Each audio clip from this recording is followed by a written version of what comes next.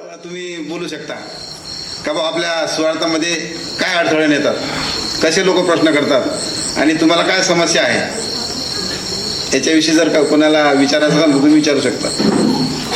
भारतामध्ये 2000 वर्षापासून सुवार्थ प्रचार होत आहे. तर हे भारतामध्ये आज फक्त 3% लोकच आहेत की ते प्रभू येशू ख्रिस्ताला ओळखतात. त्याच्या मागची कारणे काय आहे? विचार करण्याचा म्हणजे प्रश्न आहे हा.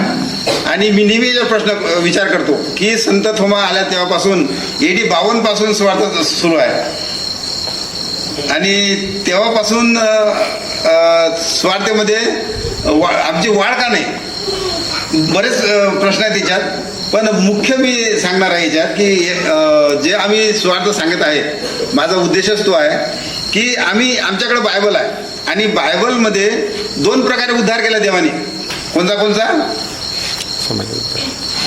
येशू देवाने आमच्यासाठी 2 प्रकारे उद्धार केला आहे, आत्मिक आणि सामाजिक.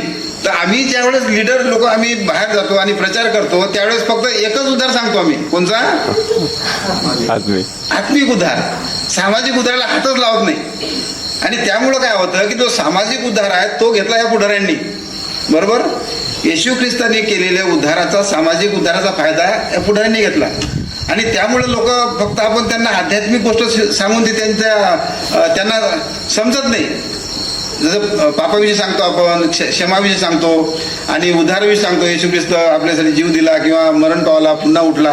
तर ह्या गोष्टी त्यांना आवडत. ते माझ्यासाठी काय केलं, सामाजिक कार्य काय केलं, फिजिकली माझ्यासाठी काय केलं, हे लोक विचारतात. तर तिथं आपण थोडंसं हे पडतो. म्हणून माझं हे म्हणणं असते की आत्मिक उद्धाराच्या पहिलं आपण त्यांना सामाजिक उद्धार सांगितला पाहिजे. आता तुम्ही म्हणा बा सामाजिक उद्धार जरूर नाही आहे. येशू ख्रिस्तानी ज्यावेळेस येशू ख्रिस्त जगामध्ये होते त्यांनी सर्वात पहिले सामाजिक उद्धार केला, सामाजिक कार्य केलं, चमत्कार केले. आंधळ्यांना किंवा लंगड्यांना किंवा ज्यांना भुके होते, उपाशी होते त्यांना म्हणजे सामाजिक कार्य करून त्यांनी देवाच्या गोष्टी सांगितल्या. आणि असं आपल्याला पहिलं सांगायचं आहे. आणि याचं सामाजिक जी बाजू आहे ती आपण भारतीयांना सांगितली नाही. म्हणून भारतीयांना त्याचं हे नाही समजलं का ख्रिश्चन धर्म काय, आणि त्यांनी त्याला महत्त्व नाही दिलं आणि ते ऐकत नाही, कारण आपण सामाजिक उद्धार त्यांना सांगितलं नाही. त्यामुळे सामाजिक उद्धार सांगणं हे फार जरुरी आहे. माझा प्रश्न हा आहे, येशू ख्रिस्ताचा जन्म भारतात झाला नाही आणि तो भारतात आलाही नाही आणि तो भारताचाही नाही, तरी त्याने भारतात सामाजिक कार्य कसे केले? हे प्रश्न लोक आपल्याला विचारतात. बरोबर आहे का बा तो भारताचा नाही, विदेशी आहे. आणि चांगले लोक विचारतात का बा तुम्ही ज्यावेळेस आम्ही स्वार्थ सांगायला जातो त्यावेळेस ते म्हणतात बा तुम्ही विदेशी धर्माविषयी सांगत आहे किंवा विदेशी देवाविषयी सांगत आहे. पण एक गोष्ट आहे की जो येशू ख्रिस्ताचा जन्म झाला तो इस्रायलमध्ये झाला आणि भारतापासून एकदम जवळ आहे आणि आशिया खंडात आहे. मेन म्हणजे तो ब्रिटिश किंवा अमेरिकेमध्ये जन्मला नाही किंवा इंग्लंडमध्ये जन्मला नाही, त्याचा जन्म झाला आशिया खंडात. आणि असं म्हणतात की भारत जे अखंड भारत होतो त्याच्यामध्ये त्यांचा जन्म झाला. म्हणून येशू ख्रिस्त हा विदेशी नाही. आणि दुसरं का त्यांचा इथं प्रचार कसा केला, येशू ख्रिस्तानं पवित्र आत्म्याद्वारे त्याचे शिष्य आणि त्याचे मिशनरी पाठवून देवाचं कार्य भारतामध्ये आणि समाज कार्य घडवून आणलं. म्हणून आपण हे म्हणतो की पवित्र आत्म्याद्वारे जसे 52 मध्ये संत थोमा आला, 1400 मध्ये सेंट झेवियर आले, 1600 मध्ये टिनामुली आले आणि असे बरेचसे लोक आले, विल्यम केरी आले आणि त्याच्यानंतर त्यांनी सेवा सुरू केली. म्हणून येशू ख्रिस्त हा पूर्ण जगाचा आहे आणि भारताचाही आहे, हा विदेशी नाही. माझा प्रश्न असा आहे की भारत देशामध्ये येशू ख्रिस्ताला काय म्हणून ओळखले जाते, म्हणजे कोणत्या नावाने ओळखले जाते? येशू ख्रिस्ताला ख्रिश्चन धर्म सोडून बाकीचे लोक काय म्हणून ओळखतात? एक तर ख्रिस्ती धर्माचा देव आहे आणि विदेशी आहे. मी या ठिकाणी लिहून ठेवलं आहे की बा काय म्हणून ओळखतात. येशूची ओळख काय भारतात? ब्रिटिशांचा देव आहे ज्यांनी आमच्यावर अत्याचार केले, विदेशी आहे, धर्मांतर करतात, पैसे देतात आणि आमची संस्कृती खराब करतात, आम्हाला पाठवतात. हे काय येशू ख्रिस्ताचं? बरोबर आहे ना? हे चुकलं? हेच बरोबर आहे ना? येशू ख्रिस्ताला ओळखतात का बा? येशू आमची ओळख काय आहे भारतामध्ये? मग ही ओळख आम्हाला काय करायची आहे? दूर करायची आहे. का येशू ख्रिस्त हा कसा भारतीयांचा उद्धारक आहे हे आम्हाला सांगायचं आहे. त्यांनी कसं भारताचा उद्धार केला, भारताचं कसं त्याने तारण केलं हे आम्हाला सांगायचं आहे. जसं आमचे जुने रीती ज्या आहेत त्या त्यांनी बदलवल्या. आम्ही ज्यावेळेस म्हणजे शिक्षणाचा अधिकार दिला आम्हाला, त्यांनी जे गुलामगिरी होती त्याच्यातून सोडवलं, दलितांना सोडवलं, अजून अस्पृश्यांना सोडवलं. तर अशा प्रकारे जे आमच्यामध्ये जशी महिलांना जे सती प्रथा होती ती दूर केली, बालविवाह होता, अजून आमचं विधवा बियाण होता आम्हाला. तर अशा प्रकारे येशू ख्रिस्ताने काय केलं, आमचा उद्धार केला. म्हणून हे आम्ही त्यांना सांगितलं पाहिजे की तुम्ही जे येशू ख्रिस्ताला नाव ठेवता, जे येशू ख्रिस्ताचं तुम्ही त्याला दोष देता, जे त्याची बदनामी करता, हे चांगलं नाही. कारण तुमचाही उद्धार येशू ख्रिस्ताने केला हे आम्ही त्यांना सांगितलं पाहिजे. हे आपण न सांगितल्यामुळं काय करतात ते लोक, आपल्याला दोष देतात आणि आपण त्यांना उत्तर देऊ शकत नाही. हे आपली एक हे आहे आपल्याला, म्हणजे एक कमजोरी आपली की आपण त्यांना उत्तर देऊ शकत नाही. भारतात हिंदुत्ववादी व कट्टरपंथी लोक ख्रिश्चन लोकांचा द्वेष का करतात? जर उदाहरण देतो मी, तर ख्रिश्चन शाळेमध्ये किंवा होली क्रॉसमध्ये किंवा ज्ञानमातामध्ये सर्वात जास्त स्टुडंट शिकतात, हॉस्टेलमध्ये सर्वात जास्त स्टुडंट शिकतात. तरी हे लोक, काही लोक कट्टरपंथी किंवा हिंदू कट्टरपंथी काय करतात, आपल्या लोकांना दोष देतात, त्यांचे चर्च जाळतात, त्यांना मारतात. किंवा आपण पाहतो ग्रॅम स्टेनला जिवंत जाळलं, त्यांच्या मुलांना जाळलं ओडिसामध्ये. तर असे काय करतात? कारण येशू ख्रिस्त शिकवण आहे समानतेची. आणि आमच्या समाजातले काही एक घटक आहेत कट्टरपंथी, त्यांना समानता नाही पाहिजे. त्यांना काय पाहिजे? विषमता पाहिजे, जातीवाद पाहिजे, भेदभाव पाहिजे. आणि त्यांना हे जे दलित लोक आहेत किंवा जे गरीब लोक आहेत, जे अस्पृश्य आहेत, ते त्यांना त्यांच्या समानतेबरोबर नाही पाहिजे, त्यांच्या लेवलला नाही पाहिजे. म्हणून हे येशू ख्रिस्ताच्या चांगुलपणाचा हे लोक राग करतात. कशाचा?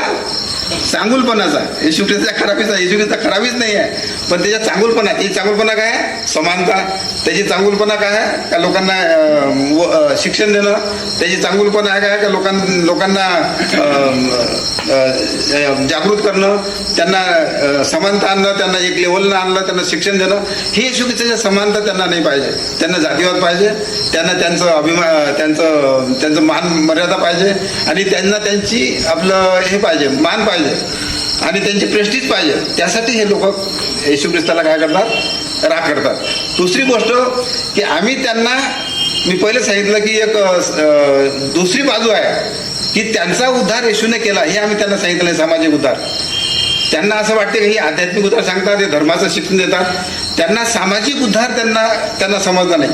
सामाजिक उद्धार आम्ही त्यांना सांगितलं नाही की त्यांच्या ज्या माता आहेत, त्यांच्या बहिणी आहेत, त्यांच्या ज्या मुली आहेत, त्यांना शिक्षण दिलं, त्यांना सोडवलं आपले सती प्रथापासून, बालविवाहापासून, आणि त्यांना शिक्षण दिलं, त्यांना डॉक्टर इंजिनियर बनवलं. आणि हे असं उद्धार येशूने केला हे आम्ही त्यांना सांगितलं नाही. त्यामुळे ते आमचा राग करतात. तुम्ही असे कशावरून म्हणता की येशू ख्रिस्ताने संपूर्ण भारताचे धर्म परिवर्तन केले, परंतु ख्रिश्चन लोक सांगतात की येशू ख्रिस्त मन परिवर्तन करतो, धर्म परिवर्तन करत नाही. धर्म परिवर्तन आणि धर्मांतरण यात फरक आहे. आमचे एका सरांनी सांगितलं, आणि ते खरं आहे. धर्म परिवर्तन म्हणजे धर्मात परिवर्तन करणं, आणि धर्मांतरण म्हणजे एका धर्मातून दुसऱ्या धर्मात जाणं.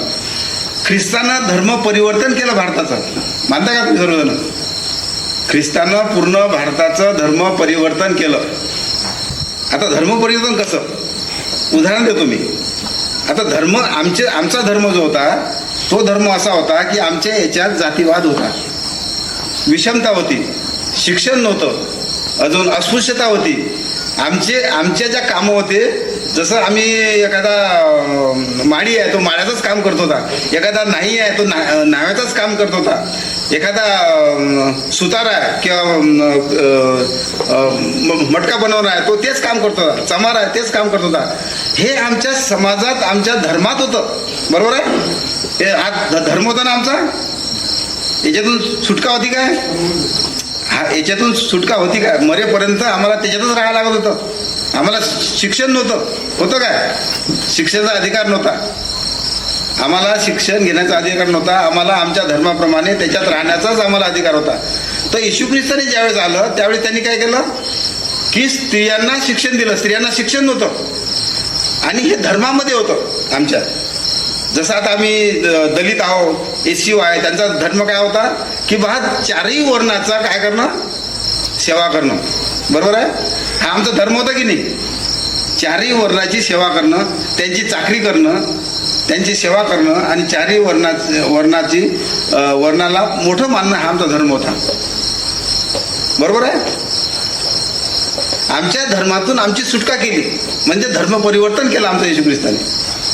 आणि धर्म परिवर्तन नंतर मन परिवर्तन करतो. आज भारताचं धर्म परिवर्तन झालं कारण त्यांनी सर्व आपापले कामं सोडले.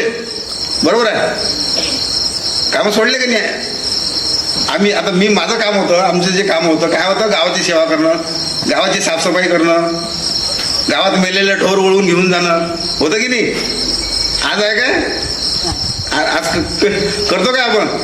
म्हणजेच आमचं धर्म काय झाला, जो जुना धर्म होता तो आमचा चेंज झाला. बरोबर आहे की नाही. आमचे जे जुने धर्मात जर ज्याला असं वाटते का बा माझं धर्म परिवर्तन झालं नाही तर मी त्याला असं म्हणेन का तुम्ही तुमच्या धर्मात जा, पुन्हा मटके बनवा, पुन्हा चपला शिवा, पुन्हा आपलं हे करा, पुन्हा जे तुमचे जुने काम होते तेच करा आणि तेलीनं तेल गाळा, कुंभारानं मटके बनवा, चांभारानं चपला बनवा. कोणी करते का आता. नाही, डॉक्टर इंजिनियर झाले, सायंटिस्ट झाले, वकील झाले, प्रोफेसर झाले, म्हणजे आमच्या धर्माचं परिवर्तन झालं. लक्षात ठेवा, घाबरू नका. जर तुम्हाला जर कोणी म्हटलं का तुम्ही धर्म परिवर्तन करता, त्याला म्हणायचं धर्म परिवर्तन तुझं झालं, माझंही झालं आणि तुझंही झालं आणि म्हणून आज तू इथं आहे. मला एक ब्राह्मण विद्यार्थी होता, तो नेहमी विचारतो, त्याला मी म्हटलं की तुझंही धर्म परिवर्तन झालं, धर्मात तुझं परिवर्तन झालं म्हणून आज तू शिक्षक आहे, तुझ्या मुली आज डॉक्टर इंजिनियर आहे, कारण धर्मामध्ये परिवर्तन झालं. म्हणून घाबरू नका, त्यांना सरळ सांगा धर्म परिवर्तन येशू ख्रिस्त करतो. सर, माझा असा प्रश्न आहे की सर्व भारतीयांचा विश्वास आहे की महात्मा ज्योतिराव फुले आणि सावित्रीबाई फुले यांनी स्त्रियांचे कैवारे आहेत किंवा यांनी स्त्रियांना समाजात मान मिळवून दिला आणि तसेच दलितांचे कैवारी हे डॉक्टर बाबासाहेब आंबेडकर आहेत. तर मग येशू ख्रिस्ताने भारतात काय कार्य केले. जर येशू ख्रिस्ताने भारतात काही कार्यच केले नाही तर मग आपण येशू ख्रिस्ताला देव म्हणून का मानावं. बायबलची एक बाजू आम्ही न सांगितल्यामुळं हे प्रश्न उद्भवतात. स्त्रियांकडे तुम्ही जा, डॉक्टर स्त्री आहे, इंजिनियर स्त्री आहे, सायंटिस्ट स्त्री आहे, तिला विचारा बाई तुझं उद्धार कोणी केला, ती काय उत्तर देते. आज स्त्रियांना मी विचारलं की तुम्हाला कोणी शिक्षण दिलं तर 99 ख्रिश्चन स्त्रिया पण म्हणतील की आम्हाला सावित्रीबाईंनी शिकवलं. बरोबर आहे. आणि दलितांजवळ गेलो किंवा OBC जवळ गेलो, आदिवासीजवळ गेलो, त्यांना विचारलं तुझा उद्धार कोण आहे, तर ते म्हणतील की संविधान लिहून आमचा उद्धार कोणी केला. मग ख्रिस्तानं काय केलं प्रश्न येते. येशू ख्रिस्तानं काय केलं हे प्रचारामध्ये येणारे प्रश्न आहेत का बा आमचा उद्धार आहे का. आज बौद्ध धर्माकडे माझे चर्च खाली होत आहे सवलतमुळं. आज चर्च खाली होत आहे. जे ख्रिश्चन लोक आहेत ते आज जिथं चर्च होते आमच्या गावात, प्रत्येक गावात चर्च होतं, बाळासाहेबांना माहीत आहे, तिथं बुद्ध विहार झाले, तिथं मंदिरं झाले, चर्च खाली झाले. चर्च का, कारण आम्ही यांचे उद्धारक जे येशूनं कार्य केलं सामाजिक, ते सामाजिक कार्य त्यांनी आपल्या नावावर घेतलं. स्त्रियांचा उद्धार येशूनी केला. सावित्रीबाई आणि ज्योतिराव फुले यांचे गुरु रेव्हरंड मिचेल होते, ज्यांना इंग्लिश शिकवली, ज्यांना मास्तरीन बनवलं, टीचर बनवलं. त्यांची जी मावस बहीण होती लहानपणी, ती जॉन साहेबाच्या घरी काम करत होती, तिने ज्योतिरावने येशूविषयी सांगितलं. येशूच्या मुलाचं नाव ज्योतिरावांच्या मुलाचं नाव यशवंत जे म्हणतो आपण, ते येशू होतं. आणि तेही म्हणतात काय, त्यांचे स्टेटमेंट आहेत भरपूर की जर आमच्या शरीराच्या चामड्याचे जर जोडे बोटं बनवून, चपला बनवून जर ख्रिश्चन मिस्त्र्यांच्या पायात घातले तरी त्यांचे उपकार विसरणार नाही. आणि आम्ही वफादार राहिलं पाहिजे. ज्यावेळी त्यांचा सत्यशोधक समाज त्यांनी काढला त्यावेळी त्यांनी एक हे वळ लिहून ठेवली की तुम्ही ख्रिश्चन मिस्त्र्यांना वफादार राहा. आपल्या मुलाला लिहिलं त्यांनी की मरेपर्यंत ख्रिश्चन मिस्त्र्यांना वफादार राहा. दुसरा प्रश्न, डॉक्टर आंबेडकरचं शिक्षण हे ख्रिश्चन मिशनमध्ये झालं. त्यांचे आजोबा मिलिटरीमध्ये होते. ज्यावेळेस ब्रिटिश आले त्यावेळेस दलितांना सर्वात पहिले 19,000 दलित भरती केले मिलिटरीमध्ये. त्यांना नोकऱ्या भेटल्या, त्यांचं शिक्षण झालं, त्यांना शिक्षण भेटलं. त्यांचे वडील हेडमास्टर होते आणि त्यांना एका फादरनी त्यांच्या वडिलांना पुण्यामध्ये टाकलं, त्यांना टीचर बनवलं. डॉक्टर आंबेडकरांना स्कॉलरशिपसाठी बाहेर पाठवलं. स्कॉलरशिप सँक्शन झाली. स्कॉलरशिप सयाजीराव गायकवाडांनी नाही दिली. ब्रिटिश जो व्हिक्टोरिया राणी आहे तिने स्कॉलरशिप पास केली आणि अशा रीतीने यांचा उद्धार झाला. आणि यांचा उद्धार आपण सांगायला पाहिजे. आपल्याजवळ ज्यावेळेस लोक येतात त्या आपण सांगत नाही, त्यावेळेस हे नाही आपण त्या काय सांगायला पाहिजे.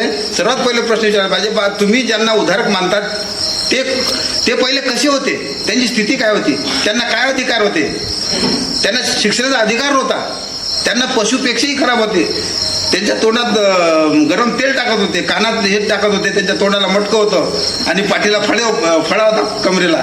अशा परिस्थितीत कोणी व्यक्ती बॅरिस्टर बनते काय, म्हणू शकते काय? मग हे चमत्कार कोणाचा? येशू ख्रिस्ताचा. म्हणून आपल्याला उत्तर देता आलं पाहिजे. नाही तर उत्तर नाही दिलं तर समजा ख्रिश्चनिटीचं आपल्यामध्ये असे पालक स्वार्थी असे आले पाहिजे का त्यांनी हे उत्तर दिले पाहिजे. उत्तर देत नाही, सहमत होऊ नका. नाही तुमचंही बरोबर माझंही बरोबर चालू द्या. नाही तसं नाही. येशूच देव आहे हे समजा आणि सर्वांचा उद्धार केला. म्हणून मी म्हणतो की बा येशू ख्रिस्तच हा उद्धारक आहे हे समजून सांगा. आणि हे आड येते आपल्या. म्हणून त्यांनी बरोबर प्रश्न केला का बाबा येशू का मानावं मी. स्त्रियांचा उद्धार ज्योतिराव फुले, दलितांचा आदिवासींचा उद्धार डॉक्टर आंबेडकर. मग येशूनं काय केलं? आध्यात्मिक उद्धार. आणि आध्यात्मिक उद्धार काय समजते लोकांना? म्हणून म्हणतो की सामाजिक उद्धार सांगून त्यांना आध्यात्मिक उद्धार दिलं. बरोबर आहे का सर? पटलं काय? सर माझा प्रश्न असा आहे की बायबल हेच भारताचे संविधान आहे, हे कसे आहे? मी लोकांना सांगत असतो आणि लोक एकदम दचकतात, अरे हे कसं काय? शिल्पकार तर हे आहे, संविधान यांनी बनवलं, संविधान हे आहे, हे कसं काय म्हणतात? म्हणजे याची माहिती आपल्याला पाहिजे. हे प्रचारामध्ये येणारे काय आहे? मुद्दे आहेत, अडथळे आहेत हे. आणि हे अडथळे आपल्याला दूर झाले पाहिजे. कारण हा अडथळा असा आहे की याच्यामुळे पूर्ण भारतामध्ये ख्रिस्त हा बाजूला होत आहे आणि पुढाऱ्यांचेच नाव समोर येत आहे. म्हणून मी म्हणतो की ज्यावेळेस ब्रिटिश मिशनरी भारतात आले त्यावेळेस त्यांनी बायबलचं ज्ञान आणि बायबलचे नियम संगती आणले. कोणचा नियम होतो? समानतेचा नियम, जो भारतात नाही. भारतात असमानता होती, जातीवाद होता, भेदभाव होता, उचनीच होती, मुलींना शिक्षण नव्हतं, दलितांना शिक्षण नव्हतं. हे त्यांनी काय केलं? सर्व मोडून टाकलं. आणि इथचं संविधान कोणतं होतं भारताचं ओरिजिनल? मनुस्मृती. इथचं संविधान कोणतं होतं? मनुस्मृती. त्याच्यात सर्व जातीवाद भरला. शिक्षण नाही आहे दलितांना. शिक्षण जर घेतलं त्यांचे डोळे फोडले जात होते, त्यांच्या तोंडात तेल टाकलं जात होतं, कानात गरम तेल टाकलं जातं, रॉड ठोकल्या जात होतं आणि त्यांना मारून टाकलं जात होतं. तर अशा रीतीनं येशू ख्रिस्तानं काय केलं? आपल्याला उद्धार दिला. आणि म्हणून मी म्हणतो की समानता इथं आणली, स्कॉलरशिप इथं आणली, चॅरिटी लॉ इथं आणला. चॅरिटी लॉ, गोरगरिबांना दान करा. आणि त्यांना आता हे काय करतात ते आपल्या लोकांसाठी जोडतात. तुकडोजी महाराज, संत तुकडोजी, गाडगे बाबा यांचे संदेश नाही, येशूचे संदेश आहेत हे. गोरगरिबांना जेवण द्या, त्यांना अन्न द्या, पाणी द्या, दवाखाना द्या, त्यांना दवाई द्या, त्यांच्यासाठी दवाखाने खोलले. हे सर्व ख्रिस्तानी केलेलं कार्य आहे. डेमोक्रेसी इंग्लंडमधून इथं आली भारतात. डेमोक्रेसी म्हणजे सर्वांना समानतेचा अधिकार. मनुष्याला निवडून द्या, तुम्हीच राज करा, तुम्ही तुमचे स्वतःचे पुढारी व्हा. ही डेमोक्रेसी तिथून आणली, समानता तिथून आणली. व्हिक्टोरिया राणी, एलिझाबेथ राणी हिच्या नावानं हे सर्व तयार झालं आणि त्याचीच कॉपी करून आपल्या भारतात ते संविधान बनलं. म्हणून तुम्हाला माहीत पाहिजे की संविधान, लोक म्हणतात किंवा संविधानाचं नाव घेतात, पुढाऱ्यांच्या नावानं जोडतात, हे जोडतात, नाही. संविधान भारतात बायबलच भारताचं संविधान आहे हे आपल्याला माहीत पाहिजे. कारण ते नियम आले हे सर्व ख्रिश्चन मिशनऱ्यांनी आणि ब्रिटिशांनी आणले. ख्रिश्चन मिशनऱ्यांनी सेवा केली, ब्रिटिशांनी नियम बनवले. उदाहरण देतो, विल्यम केरीनी सती प्रथा विरुद्ध आवाज उठवला आणि विल्यम बेंटिंगनं नियम काढला, खतम करा, मुलींना जाळू नका, मुलींना मारू नका, मुलींना पाण्यात हे नका करू. मुलगी म्हटलं म्हणजे पाप समजत होते, मुलींना जन्मताच मारून टाकत होते. तर जॉन वेस्ली यांनी बंद केली, विल्यम केरीने आवाज उचलला. तर हे जे नियम आले हे डॉक्टर आंबेडकरांच्या जन्माच्या 100 वर्ष अगोदरचे नियम आहेत. सर्वात पहिलं संविधान 1861 मध्ये बनलं, लक्षात ठेवा. संविधान हे दुसरं संविधान आहे, पहिलं नाही आहे. हे आपल्याला माहीत पाहिजे. हे माहिती नसल्यामुळं आपल्याला काय आहे ते ख्रिश्चनिटीच्या लोकांना बोलता येत नाही, आपल्याला त्याची उत्तर देता येत नाही. म्हणून बायबल ही भारताचं संविधान आहे हे आपल्याला माहीत पाहिजे. माझा प्रश्न आहे, जोरात की तुम्ही म्हटलं जसं आपला सामाजिक उद्धार झालेला आहे ना, परिवर्तन झालेलं आहे. तर दलितांचं पण परिवर्तन झालं, बाबासाहेब आंबेडकरांचं पण परिवर्तन झालं सामाजिक. तर मग त्यांनी ख्रिस्ती धर्म न स्वीकारता बौद्ध धर्म का स्वीकारला? तुम्ही म्हणता की ज्योतिराव फुलेंचं शिकवलं, डॉक्टर आंबेडकरांना शिकवलं, मोठ्या मोठ्या पुढाऱ्यांना शिकवलं, मग त्यांनी ख्रिश्चन धर्म का नाही घेतला? याचं उदाहरण असं आहे की भारतामध्ये एक कट्टरपंथी लोक आहेत आणि ते कट्टरपंथी लोक असा दबाव टाकतात की ते लोकांना, आणि आम्ही एक समाजाला घाबरतो, समाजाची भीती आहे. दुसरं की ज्यावेळेस डॉक्टर आंबेडकरांनी 1956 मध्ये दीक्षा घेतली आणि 1950 मध्ये असा नियम काढला, ज्यावेळेस संविधान बनलं आणि संविधान बनवून ज्यावेळेस हँडओव्हर केलं ब्राह्मणांच्या, त्यावेळेस त्यांनी पहिली कलम तिच्यात टाकली का ख्रिश्चन लोकांचा जो सवलत आहे ती काय करून टाकली, काढून टाकली. कधी? 1950 मध्ये. म्हणजे संविधान बनताच त्यांनी ही सवलत काढून टाकली. आजही ख्रिश्चन लोकांना काय नाही आहे, सवलत नाही आहे. तर ख्रिश्चन लोकांना सवलत नाही आहे, अन्न वस्त्र निवारा नाही आहे, स्कॉलरशिप नाही आहे, त्यांना कोणत्याच प्रकारची फॅसिलिटी नाही आहे, मग ते ख्रिश्चन का बनतील? हा त्यांचा जो मेन उद्देश आहे कट्टरवादी लोकांचा, हिंदुत्वादी लोकांचा, का बाबा ख्रिश्चनिटीला सवलत न देता ख्रिश्चनिटी खतम करायची, हा त्यांचा उद्देश आहे. त्यामुळं काही लोक आमचे पुढारी, आता डॉक्टर आंबेडकर यामुळे नाही घेतला की मी जर ख्रिश्चन होतो तर माझ्या लोकांना काय नाही मिळत, सवलत नाही मिळत. त्यांना हे इच्छे लोक बरोबर पाहतील नाही, त्यांना त्रास देतील, त्यांना पुन्हा त्रास होईल. आणि त्यामुळं काय झालं, आणि आमचे लोक काय आहे की सत्य ग्रहण करत नाहीत.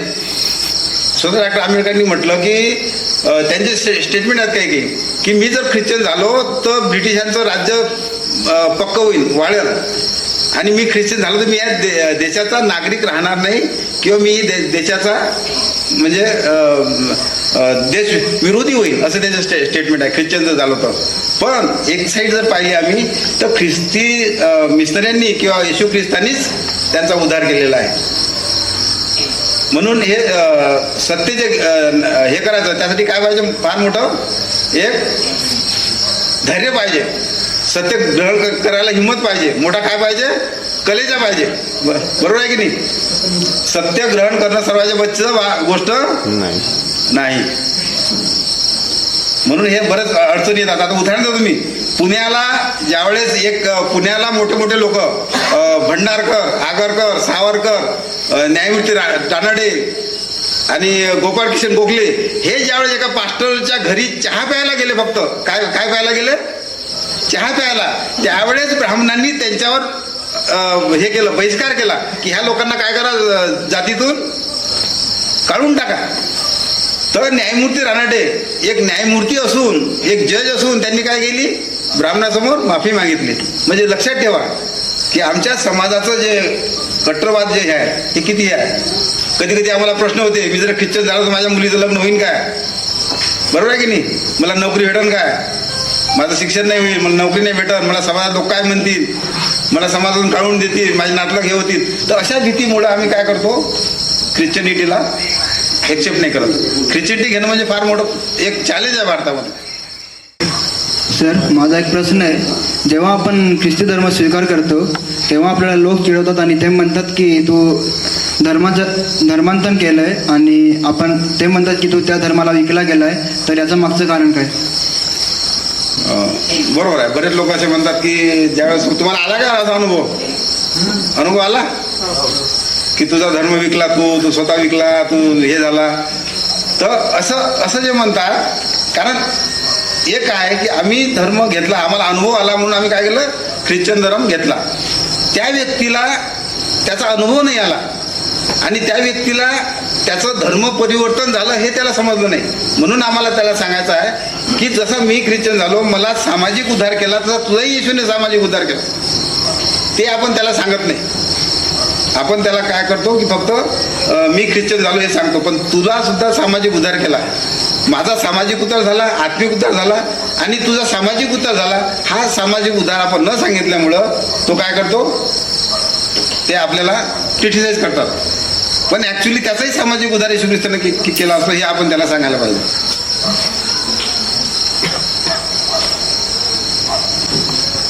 सर, माझा एक प्रश्न आहे की बायबलमध्ये लिहिलेलं आहे की सापासारखं चतुर व कबुतरासारखं सरळ. आपण असा प्रचार केला पाहिजे का? आपण आपला प्रचार सापासारखं चतुर आणि कबुतरासारखं काय राहायला पाहिजे? साठसूद. याचा अर्थ काय? चतुराईने केला पाहिजे. चतुराई असली पाहिजे आणि ज्ञान असलं पाहिजे. लोकांना बोलायची हुशारी असली पाहिजे. लोकांना उत्तर देण्याचं ज्ञान असलं पाहिजे. लोकांना कसं उत्तर द्यायचं, कसं आपलं डिफेंड करायचा विश्वास हे माहीत असलं पाहिजे. बरोबर आहे की नाही? का तिथून पळायला पाहिजे? त्याचा अर्थ काय? नेहमीच पळाले तर मग स्वार्थ कोण सांगन? कधी कधी पळायला पाहिजे. नाही, बरोबर आहे. पण पळाले, जर पळाले असते कधी कधी, बरोबर आहे मला की पळाले पाहिजे, पण नेहमीच पळाले तर मग स्वार्थ कोण सांगन? आणि जर पळाले असते तर जे 12 शिष्य आहेत ते मार्टर झाले, रक्तसाक्षी झाले काय? ते पळाले का रक्तसाक्षी झाले?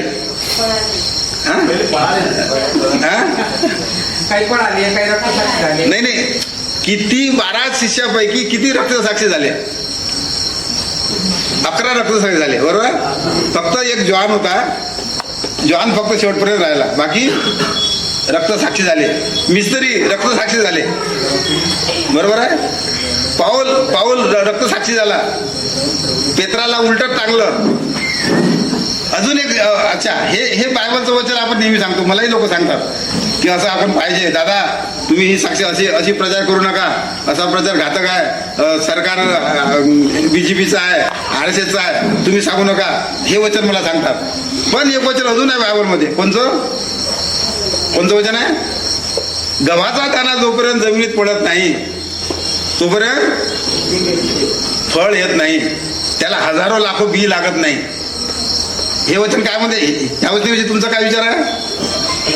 हे वचन सोडून देतात आणि एक वचन पकडून ते आपलं सेफ्टी झोन मध्ये फिरत राहतात. हेच आहे ना आपलं ख्रिश्चन लोकांचं. अरे, कबुतरासारखं साठसूद आणि याचा सापासारखं चतुर राहा. पण गव्हाचा दाणा झाल्याचं आपलं जिंगनबल त्याला आवडणारं वचन, गव्हाचा दाणा जोपर्यंत जमिनीत पडत नाही तोपर्यंत फळ येत नाही, त्याला हजारो लाखो बी लागत नाही.